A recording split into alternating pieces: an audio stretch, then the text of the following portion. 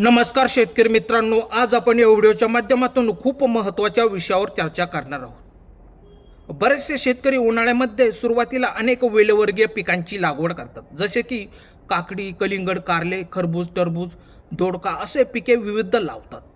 परंतु तुम्हाला माहिती असायला हवे की या पिकांवर व्हायरस येतो, त्यासाठी आपण प्रतिबंधात्मक उपाय म्हणून काय केले पाहिजे, या व्हिडिओच्या माध्यमातून आपण माहिती देण्याचा प्रयत्न करणार आहोत।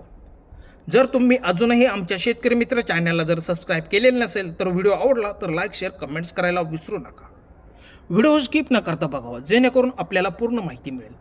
परंतु तुमच्या मनामध्ये काही शंका असेल तर तुम्ही कमेंट्सद्वारे सहज सांगू शकता। व्हायरस हा प्रामुख्याने फार मोठ्या प्रमाणावर वेलवर्गीय पिकांवर येतो। तो कशा प्रकारे थांबवता येईल व त्यासाठी कोणकोणत्या फवारण्या कराव्या लागतील जेणेकरून रोग पूर्णपणे आटोक्यात येईल, तर आपण या व्हिडिओच्या माध्यमातून माहिती देण्याचा प्रयत्न करणार आहोत।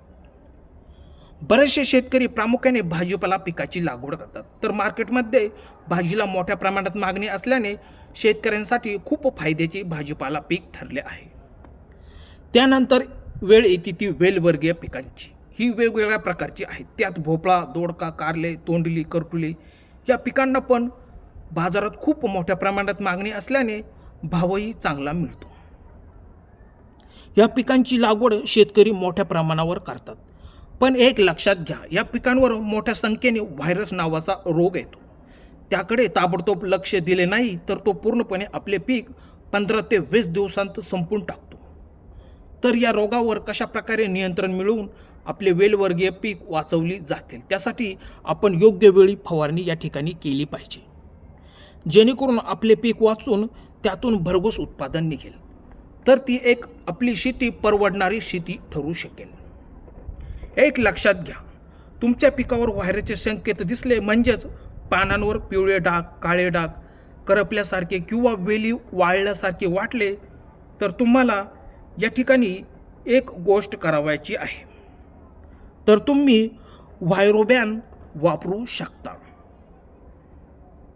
पिकांची रोगप्रतिकारशक्ती वाढवण्यास या ठिकाणी हा व्हायरोबॅन मदत करतो आणि लीफ कर्ल व मोझॅक व्हायरसवर नियंत्रित करण्याचे काम हे करतो।